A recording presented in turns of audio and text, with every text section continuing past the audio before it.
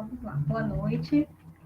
Como vocês podem ver, o nosso tema hoje é leptospirose. E hoje a gente vai pincelar, né, um pouco desse assunto que é bem grande, bem cheio de intercorrências, de complicações. E a gente vai tentar ver um pouquinho de tudo. Os tópicos a serem abordados. Primeiramente, a gente vai ver a definição, qual agente etiológico, a epidemiologia, as formas de transmissão, a patogênese, as manifestações clínicas, como é feito o diagnóstico, o tratamento e a prevenção dessa doença. Pronto. Definição. A leptospirose é uma doença infecciosa febril que tem um início abrupto e o espectro clínico ele pode variar desde um caso, né, de uma pessoa assintomática até uma forma grave que pode evoluir ao óbito. E o que é que causa a leptospirose? Né? Qual é o agente etiológico? O agente etiológico da leptospirose é uma bactéria, Spiroqueta, aeróbica obrigatória do gênero Leptospira. Hoje se conhece inúmeras espécies de leptospira, das quais algumas são patogênicas para o homem e outras não são. As outras são de vida livre, elas não causam nenhuma doença no homem. Dentre as espécies patogênicas, atualmente se conhecem 14, a mais importante é a Leptospira interrogans, que é a responsável pelos casos de leptospirose. A leptospira ela é subdividida, né, classificada em sorovários, que é a mesma coisa de sorotipo. E atualmente foram descritos mais de 200 sorotipos, né, sorovários, e eles representam essa bactéria como que possui uma grande variedade antigênica. Então, cada sorovar tem uma variação antigênica diferente. E elas são classificadas conforme algumas proteínas, algumas antígenos de membrana, né, da membrana plasmática da bactéria. Como a gente pode ver, elas são espiroquetas. Da família prima, podemos dizer que ela é prima da sífilis, né? Qualquer sorovar ou sorotipo, ele pode estar envolvido nas diversas formas de apresentação da leptospirose no homem. No Brasil, os dois mais prevalentes, né, os dois sorovários mais prevalentes são o ictero hemorrhage e o Copenhagen. E eles estão envolvidos nos casos com evolução grave. Um pouco da epidemiologia. É uma zoonose, ou seja, é uma doença transmitida de animais para o homem. Portanto, por ser uma zoonose, pode afetar todos os mamíferos. Quase todos os animais podem transmitir a leptospirose se estes forem infectados pela bactéria. Tem distribuição mundial e é uma doença que ela é tanto epidêmica, tanto endêmica quanto epidêmica. Endêmica porque, por exemplo, o Brasil todo ano tem casos de leptospirose e se espera que tenha, só que em algumas épocas do ano, conforme muda o clima, né, a estação chuvosa, no caso, a gente tem epidemias, né, ou surtos. Predomina justamente nos países de clima tropical, subtropical, e com aumento expressivo dos casos na época das chuvas. Os homens, eles são mais afetados do que as mulheres, isso está relacionado principalmente à questão de exposição, né, no ambiente de trabalho, agricultores, criadores de animais, pescadores, que se expõem bastante a águas e ao solo. Os ratos, eles são o reservatório mais importante da leptospirose, mas não significa que somente os ratos são reservatórios. Outros animais, tanto domésticos quanto selvagens, eles podem serem também reservatórios da leptospira. Aí, dando aqui um enfoque ao principal reservatório, né, os roedores, principalmente essas 3 espécies aqui de ratos.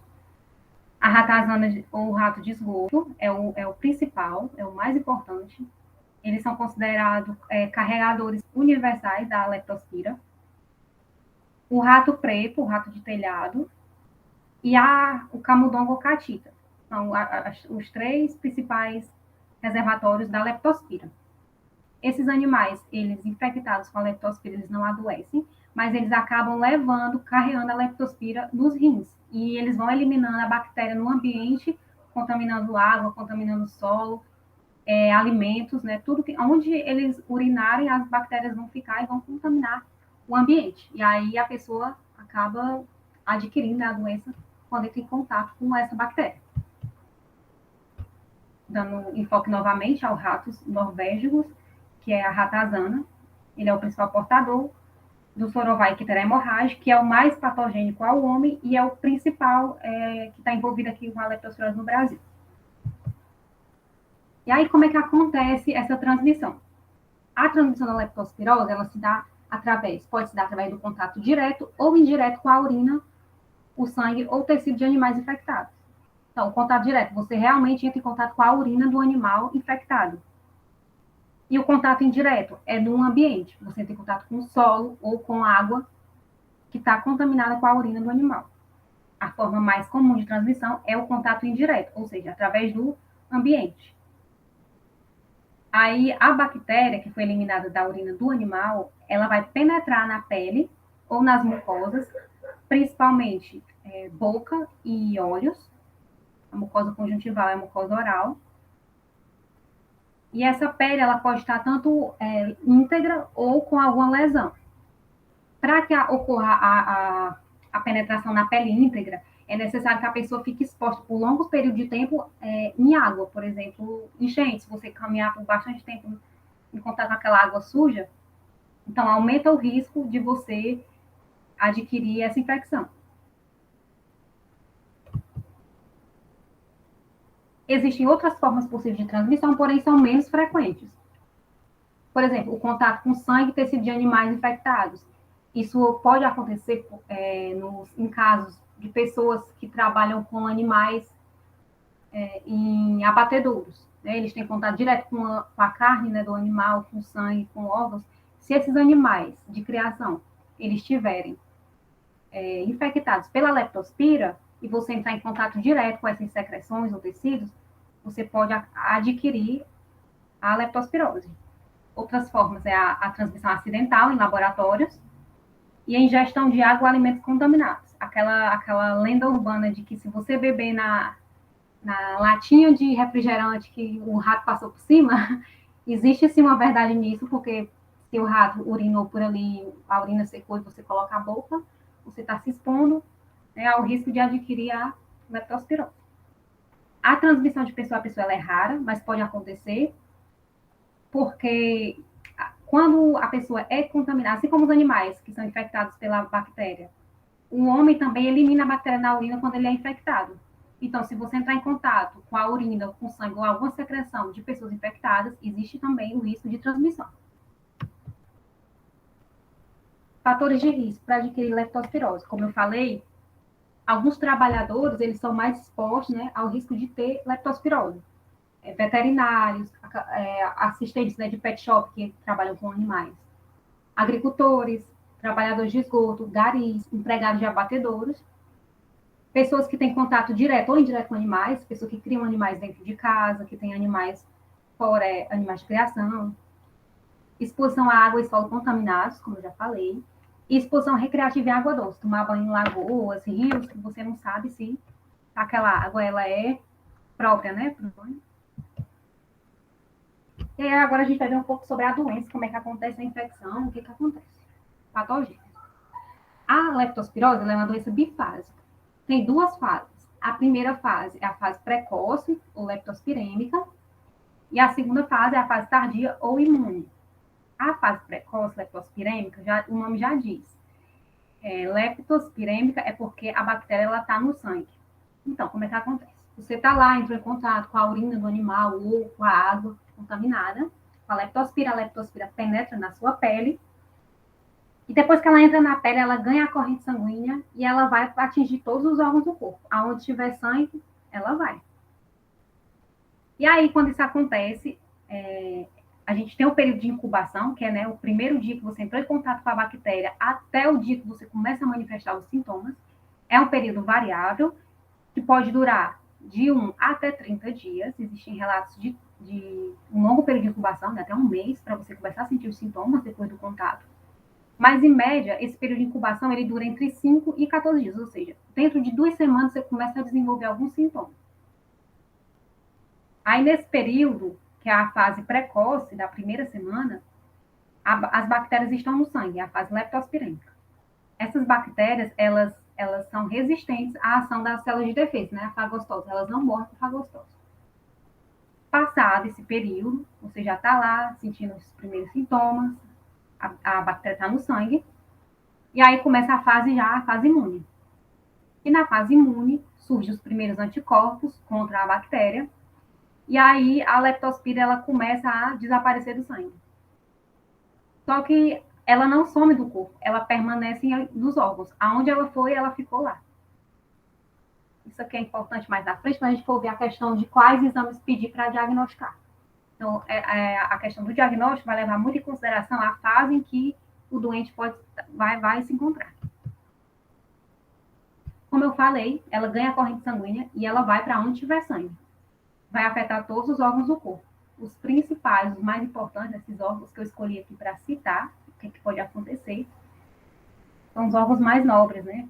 Coração, pulmão, rim, fígado, cérebro, afeta músculo, afeta tudo. Aí o que a bactéria pode causar?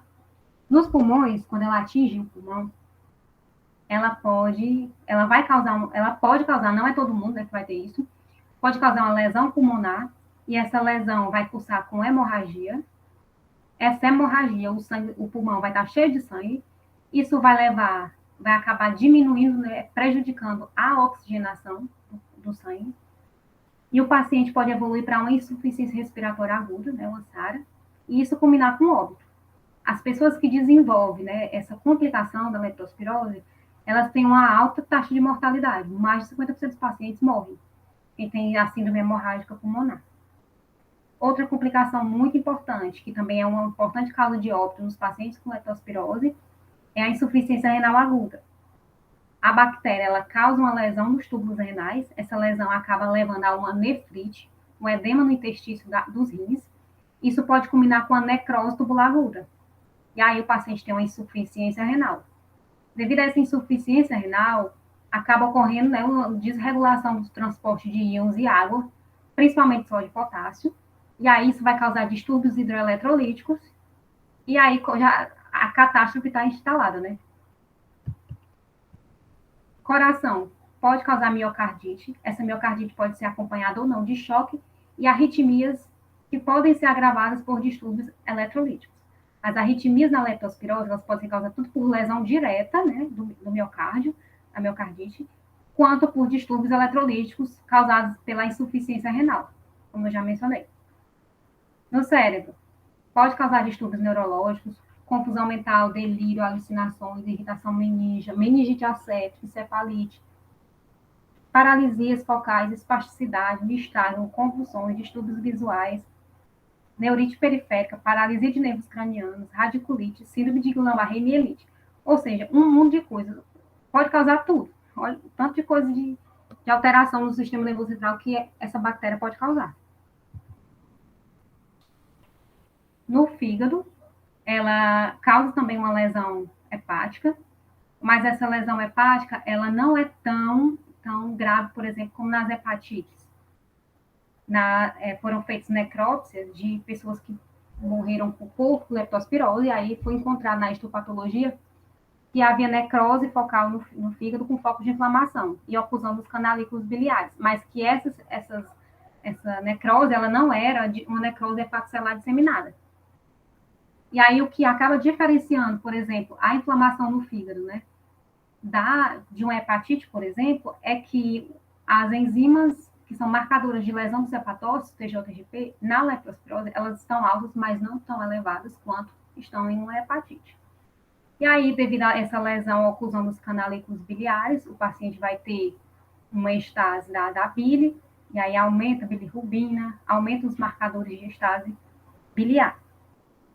Além disso, na necrópsia, né, de pessoas que morrem com a leptospirose, foi encontrado bastante focos de hemorragia, tipo petequias, equimoses, em praticamente todos os órgãos e tecidos do corpo. Então, é uma doença mesmo que afeta os vasos sanguíneos e causa muita hemorragia. E aí, como é que se manifesta a doença? A doença ela pode se manifestar, como eu falei, nas formas leves e nas formas graves. As formas leves é a maioria dos casos. Entre 90 a 95% é a forma leve.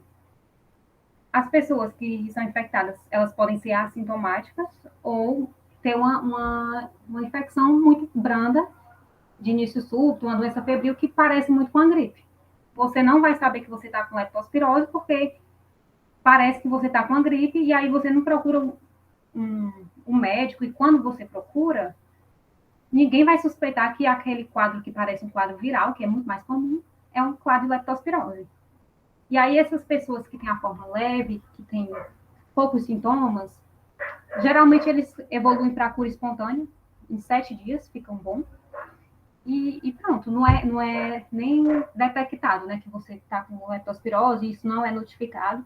Então, existe uma subnotificação de casos leves de leptospirose. Já as formas graves, que são a minoria, em torno de 10%, elas tendem a ter uma rápida progressão e podem até, às vezes, surgir já de uma forma fulminante. De repente, você já está logo com quadro hemorrágico, ictérico, tudo. E aí, na forma grave, a forma clássica da leptospirose grave é a síndrome de Weil, que a gente vai ver mais na frente o que é a síndrome de Weil e suas características. Que a observação, a maioria dos infectados, eles são assintomáticos, entre 90% e 95% não tem sintoma nenhum, ou apresentam um quadro como se fosse uma síndrome gripal, né? E não evolui, e eles não buscam, né, assistência médica, porque não, às vezes não acham que é necessário e se curam espontaneamente. Aí, quais os sintomas que podem surgir nessas formas leves? Febre, calafrio, cefaleia, dor de cabeça, né, intensa. Essa dor de cabeça tende a ser frontal e retroorbitária, que é aquela dor atrás dos olhos, náuseas, vômitos, dor abdominal. Se você parar para pensar, isso parece muito, mas muito mesmo com um quadro de dengue. Então, muitas vezes, você nem suspeita de leptospirose, você pensa que é o dengue, que é chikungunya, que é qualquer virose, né? Menos a leptospirose. E aí eu destaquei 2 sintomas que podem surgir, 2 sinais, sintomas, podem surgir, que a gente tem que ligar o alerta para a leptospirose. Não são sintomas patognomônicos da leptospirose, mas são muito, muito indicativos. Um deles é a sufusão conjuntival. Sufusão conjuntival é uma hemorragia que acontece na conjuntiva, no olho, né? Que é muito característica da leptospirose, porque não é comum quadros virais cursar com esse sinal, com a sufusão conjuntival. Então, se o paciente está com um quadro parecendo um quadro viral, né, uma síndrome febril aguda, com esses sintomas, e ele tem sufusão conjuntival, a gente tem que ligar o alerta para um caso de leptospirose. Pode também ter artralgia e mialgia. A mialgia também a gente tem que prestar atenção em um detalhe. Essa dor muscular da leptospirose, ela é uma dor intensa. E ela predomina nas panturrilhas e no dorso. Então, paciente com quadro que parece uma síndrome febril aguda, né? Parece uma gripe ou uma dengue, apresenta sufusão conjuntival. Ou então, mialgia nas panturrilhas e no dorso com predomínio, ligar o alerta para a leptospirose. É muito característico, mas não é patognomônico. Aí aqui outra observação é que alguns casos podem ocorrer meningite asséptica, e isso é mais comum em crianças, mas costuma cursar de forma benigna e em poucos dias os sintomas desaparecem. E aí, nesse caso, a criança, né, o paciente que evolui com meningite asséptica, eles vão ter os sinais de meningite, né, o meningismo. Aí, no exame físico, o que, é que a gente vai buscar no paciente para suspeitar de leptospirose? Como eu falei, a sufusão conjuntival, que é muito característica, mas ela só ocorre em 30% das pessoas que têm leptospirose. Pode também ter linfadenopatia, né, um aumento de linfonodos, pode ter meningismo, que são sinais de irritação meníngea, pode ter um aumento do fígado, um aumento do baço, só que são aumentos discretos, não são grandes, esplenomegalia, hepatomegalia. E 10 a 20% das pessoas, elas cursam com exantema. Esse exantema geralmente é no tronco e na região pré-tibial, aqui na perna. Esse exantema, ele varia bastante, ele pode ser do tipo macular, maculopapular, eritematoso ou hemorrágico. O exantema hemorrágico, ele cursa com petequias, que são pequenos pontinhos de sangue, né, na pele, ou equimose, que é aquelas manchas roxas mesmo. Outros achados importantes que podemos encontrar em pacientes com leptospirose na ausculta pulmonar são estertores crepitantes. Esse achado, ele pode sugerir que o paciente está com alguma hemorragia alveolar. Então, é muito importante fazer a ausculta nesse caso. A evolução natural da forma leve é a resolução espontânea em 7 a 10 dias, como eu falei. Então, os casos leves, dentro de uma semana, de 10 dias, eles se resolvem espontaneamente e dificilmente o paciente fica com persistência de algum sintoma.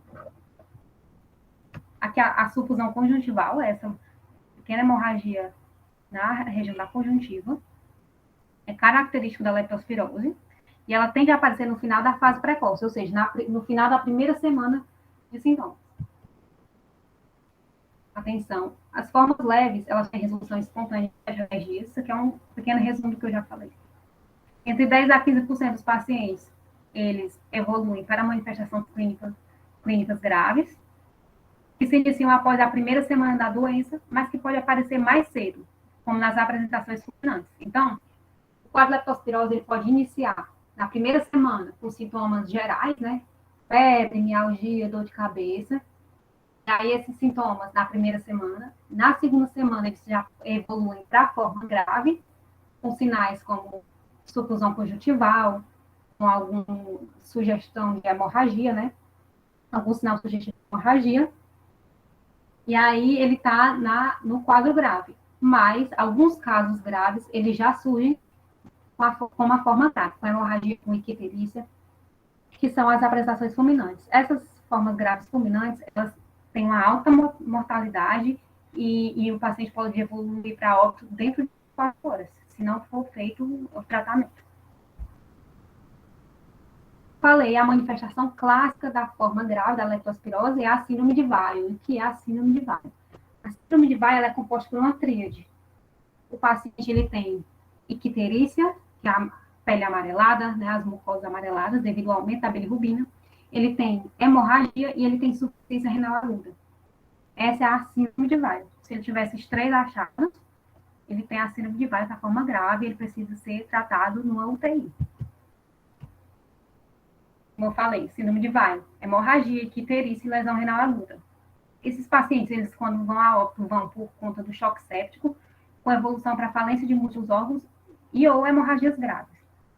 As principais complicações hemorrágicas, né, é a hemorragia pulmonar, a hemorragia no trato gastrointestinal, que pode ser hematêmese, né, vomitar sangue, ou eliminação de sangue nas fezes, eliminação de sangue na urina, hemorragias na pele, que são as petequias ou as equimoses. E uma coisa importante de saber é que nem todo mundo que tem hemorragia vai ter icterícia. Então, algumas pessoas não vão estar ictéricos, mas vão ter hemorragia. Então, não é porque o paciente está com sintomas gerais e não está com icterícia que eu vou achar que o quadro dele é leve. Porque ele pode estar tendo hemorragias, mesmo sem icterícia. A icterícia ela só ocorre em 5 a 10% de todos os casos de leptospirose, e essa icterícia é bem característica por ser uma icterícia rubínica, não é uma tonalidade alaranjada da pele das mucosas. Eu trouxe aqui algumas imagens, aqui tem a rubínica, a sufusão conjuntival e as petequias, são hemorragias na pele. A icterícia rubínica, ela surge entre o 3º e 7º dia, ou seja, é bem rápido, né? Logo na primeira semana, o paciente já aparece ictérico. E é um indicador de um prognóstico ruim, por conta que, geralmente, ela está associada com a síndrome de Weill. As hemorragias, a hemorragia pulmonar é um quadro muito grave, com a mortalidade maior que 50%, por insuficiência respiratória. Esses pacientes precisam ser entubados, ficar em ventilação mecânica. A hemorragias na pele, pode também ter hemorragia no sistema nervoso central. A lesão renal aguda, ela pode ser uma lesão do tipo oligúrica ou não oligúrica. Geralmente inicia, o paciente tem diurese normal, tá urinando normal, não tem alteração no início, mas depois pode evoluir para uma forma de insuficiência renal oligúrica, né, com pouca eliminação de urina. E uma característica dessa lesão renal é que ela cursa com diminuição do potássio. Por conta da lesão tubular, há uma alteração lá na reabsorção de potássio, reabsorção de sódio, então esse paciente ele vai estar perdendo esses eletrólitos na urina, e aí vai cursar com uma hipopotassemia, uma hiponatremia, e isso pode causar um distúrbio hidroeletrolítico, pode causar arritmias cardíacas, como eu falei, é uma catástrofe, né? Uma coisa vai levando a outra até chegar ao óbito. E aí, como é que a gente suspeita de uma síndrome de Weil? A pessoa vai ter lá um quadro de dor de cabeça, dor muscular, febre, náusea, vômito, pode ter tudo aquilo que eu falei, né, de sintomas gerais. Tem uma síndrome febril e ele vai apresentar sinais de alerta. Quais são os sinais de alerta? Para a gente suspeitar de uma síndrome de Weil, que é a forma grave. Ele pode cursar com dispneia, né, um desconforto respiratório, com tosse, com aumento da frequência respiratória. Ele pode apresentar escarros hemoptóticos, que é quando o paciente ele tosse e elimina sangue, né? Alterações urinárias, como diminuição do débito urinário, a oligúria, até mesmo eliminação de sangue na urina. Ele pode cursar com hipotensão, alteração do nível de consciência, vômitos frequentes, arritmias e icterícia. Todos esses são sinais de alerta para a síndrome de Weil. Além dessas complicações que eu já mencionei, insuficiência renal, insuficiência respiratória por conta da hemorragia pulmonar, ele pode também cursar com uma pancreatite necrosante, com colecistite, uma rabdomiólise, com arritmias cardíacas e complicações hematológicas, como hemólise, púrpura trombocitopênica trombótica e síndrome hemolítica urêmica. Alguns sintomas gerais, eles podem permanecer por vários anos, o paciente tem esse quadro grave de leptospirose. Os pacientes passam, tipo, muitos anos mesmo com mal-estar, com fraqueza. Então, algumas pessoas não se recuperam mais totalmente depois de um quadro de leptospirose grave. E uma doença, uma sequela que é conhecida da leptospirose grave é a uveíte autoimune.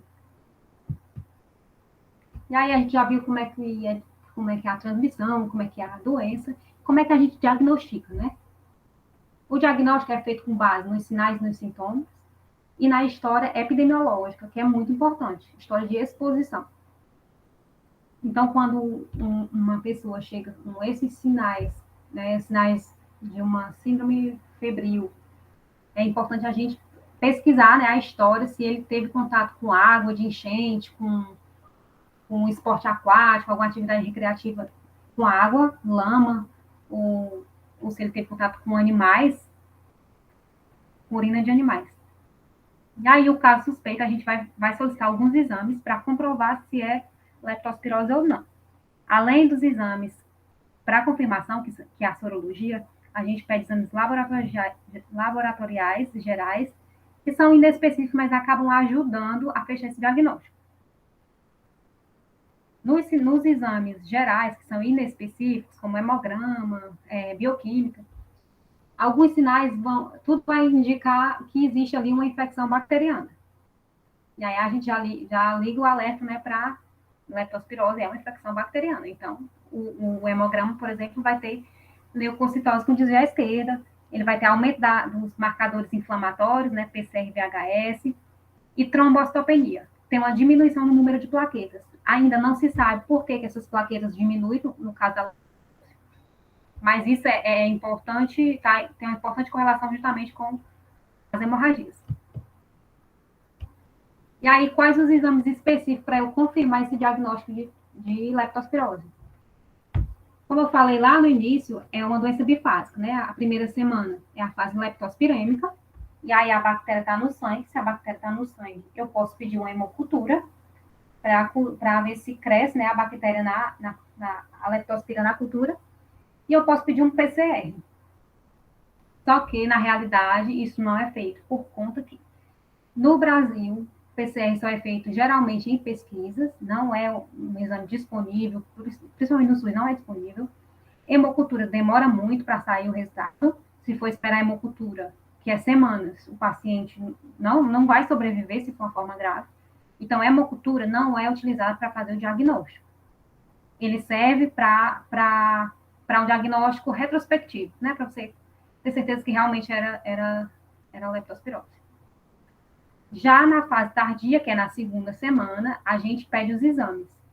que são os métodos sorológicos. Existem 2 exames sorológicos, um deles é o ELISA IgM, você vai pesquisar o anticorpo IgM, e o outro é a microaglutinação, ou MAT. Esse MAT ele é feito pelo SUS nos laboratórios centrais, nos LACENS, e ele é o mais utilizado, ele e o ELISA, são os 2 utilizados.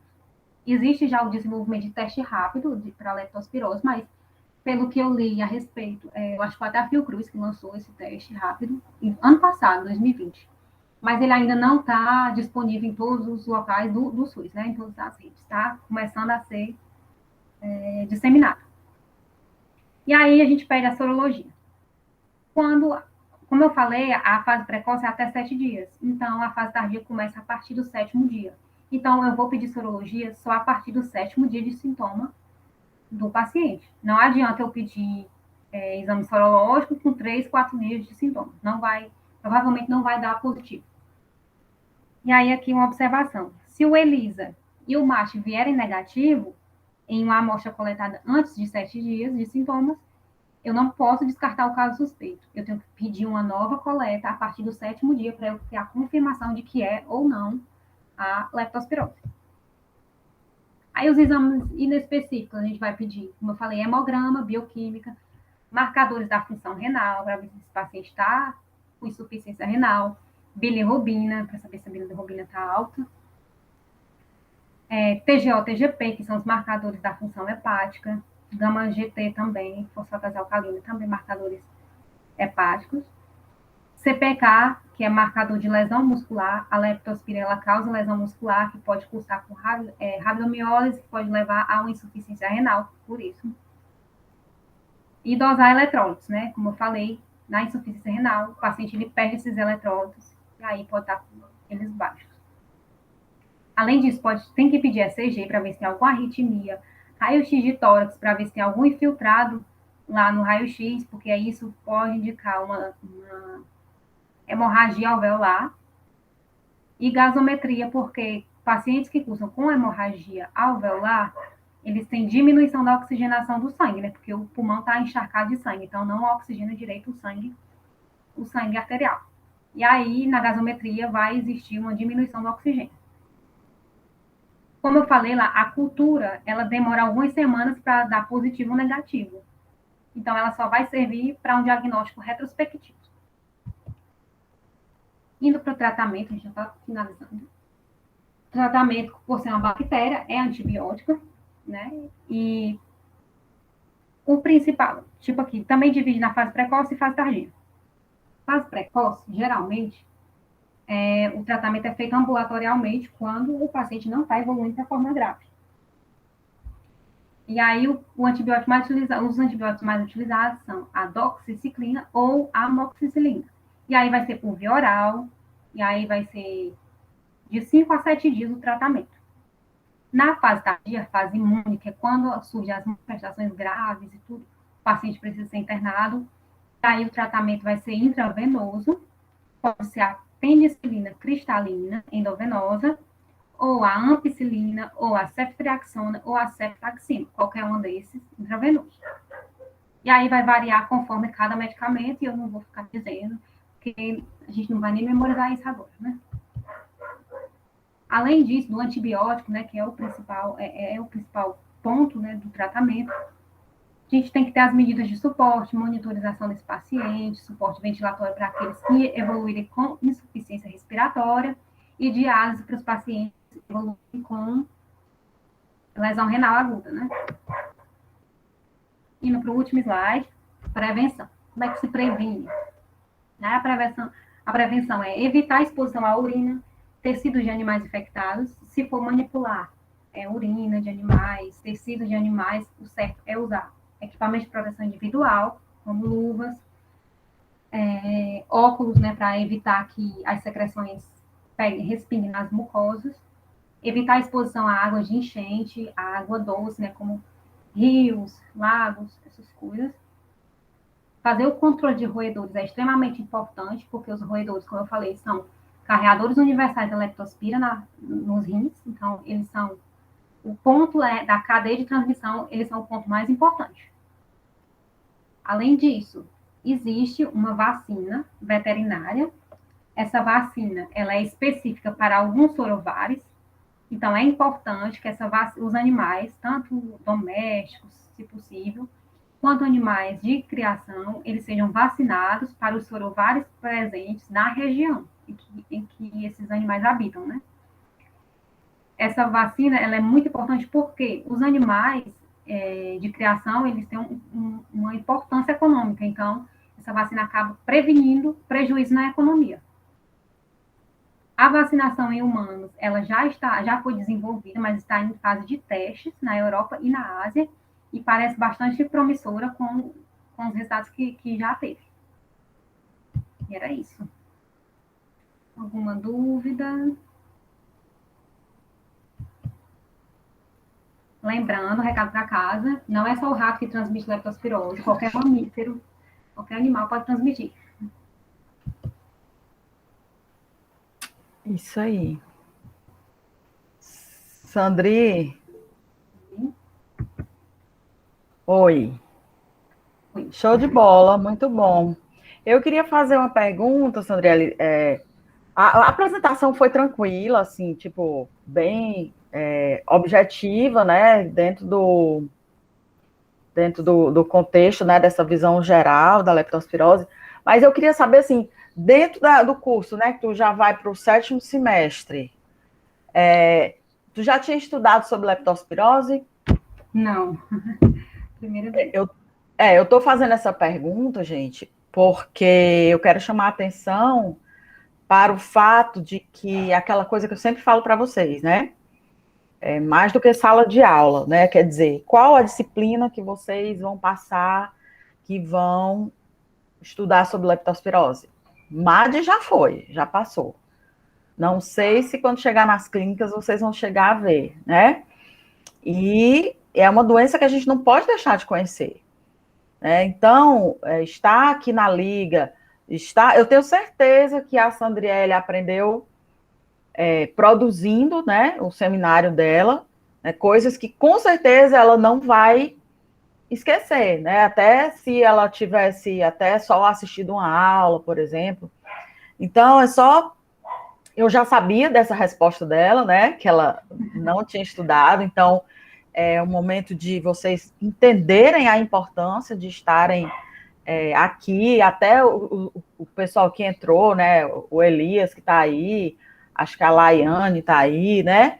Então, são coisas que provavelmente vocês não vão ver, e talvez saíssem da faculdade sem saber, né? Se não tivesse assistido aqui, a Sandriele, se não tivesse preparado o seminário, o pessoal da Liga, se não tivesse assistindo, né? Então, é importantíssimo esse ciclo de palestras, e a gente, eu fico muito feliz de vocês estarem fazendo tudo isso direitinho, estudando e se apropriando por conta própria, né, de assuntos que não foram estudados, né? Não foram estudados. Eu já vi outros seminários bacana, que já é um outro aspecto, que é um assunto que já foi estudado, às vezes até comigo mesmo, aqui dentro da Liga, né, na área de parasita, ou até na MAD, na área de microbiologia, que a gente sabe que foi dado e tudo, mas a gente já vê uma maturidade, né, uma outra abordagem, né, de alguém que já viu o superficial e traz algo mais profundo, né, no seminário. Então, é muito bacana ver essa construção, né? Quando não se tem realmente a base, tem que fazer como a Sandriele fez, né? Vindo, começo, vamos descrever aqui agente etiológico, como é que é transmitido, o que é que causa, quais são as manifestações, como prevenir, como tratar, né? E a partir de coisas que vocês já tenham visto na faculdade, nas disciplinas, aí dá para a gente se aprofundar mais, né? Olha, pessoal, isso aqui é um conteúdo básico que vai ser dado em MAD. Agora eu vou trazer um aspecto específico desse conteúdo, né? A gente já teve seminários assim, que o assunto era mais aprofundado, tá? Então, é isso. Eu queria mais parabenizar a Sandriele, né? Dizer que a declaração dela e o print já estão no e-mail. E, e se alguém tiver alguma pergunta, né, para ela, alguma curiosidade, algum caso clínico. Eu fiquei impressionada, professor, porque eu não sabia que leptospirose poderia ser transmitida por qualquer animal. Pois é. A vida inteira eu pensei que era só o rato. Só, né? A gente, né, são os erros que a gente vai levando pro resto da vida, né? Se bobear, se não fizesse esse seminário, ia se formar achando isso ainda, né, Sandriele? Sim. Pois é, gente. Então é isso. São os meus. Eita, Nath, professora. Pode falar, Elias, nosso convidado. Pode falar. Não, quando a senhora falou nessa questão de você entender, de você. Quando a gente passa pela parasito, né, a gente escute que é muito indiscriminado, né, o uso de antiparasitários, né, é muito oferecido, né, nas farmácias e tudo mais. Passando agora pela Dermato, acompanhando lá, é muito comum, assim, até o pessoal de lá, né, sem dizer nomes, mas os residentes, médicos lá, é muito comum dizer, já tomou remédio de verme esse ano? Aleatoriamente, né? Da dermato, né? Aleatoriamente.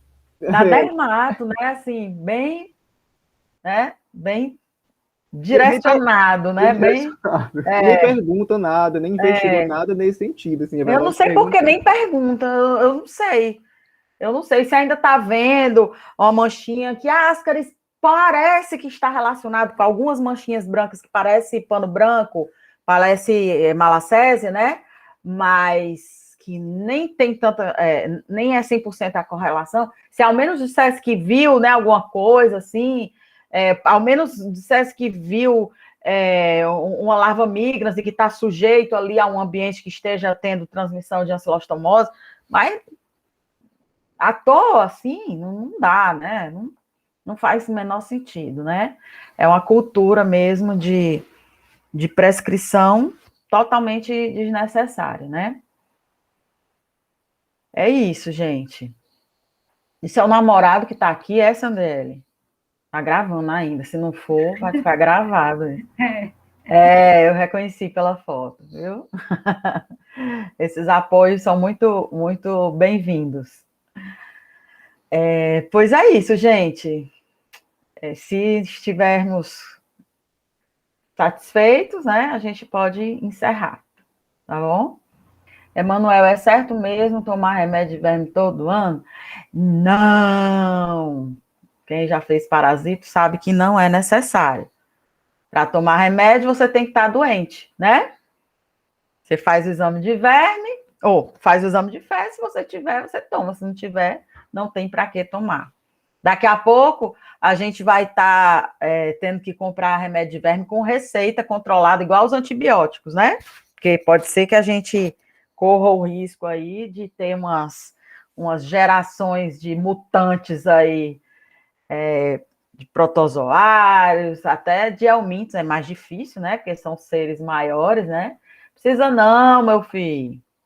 Precisa não, viu? Precisa não. A gente só toma um remédio quando tá doente, né? Que nem eu falo para minha filha. Mamãe, o que é que você tem, minha filha? Se eu tô tomando remédio, eu tenho alguma coisa, né? Porque por que você tá tomando isso, né? Então, eu tento incutir nela, né, esse espírito, olha, que a gente só toma remédio quando a gente precisa, né? Precisa não, gaste seu dinheirinho não, viu? Gaste seu dinheirinho não. Tá? A não ser que você sinta alguma coisa, você tá com uma diarreia do nada, passa, que não é alguma coisa aguda, uma infecção aguda, né? Que você, alguma coisa que você comeu que você passou mal. Se não passar assim, você passar 3, 4 dias com diarreia, pode ir atrás, faz um exame de fezes, para ver o que é que pode ser e tudo, mas assim, de graça, não tem necessidade. Não gaste seu dinheiro, não. Viu? Nem gaste seu dinheiro, nem saia prescrevendo para ninguém. Tá? Você não tem. Tem alguns grupos, né? Com paciente imunossuprimido, paciente portador de HIV. Olha, o portador de HIV, ele só faz quimioprofilaxia para verminose, né? Se ele estiver com baixo contágio de linfócito TCD4, né? E tiver, assim, com uma tendência de elevação da carga viral. Ele não fica fazendo, assim, aleatório também. né? E é um paciente relativamente importante no ponto de vista de poder desenvolver, tem algumas parasitoses, né, que são oportunistas e tal, mas a quimioprofilaxia não é feita aleatoriamente também, tá? Então, a gente que é rígido, que tem uma alimentação normal, que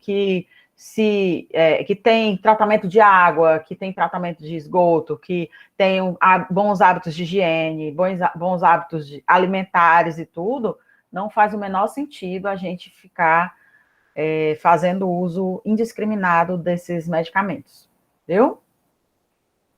Beleza?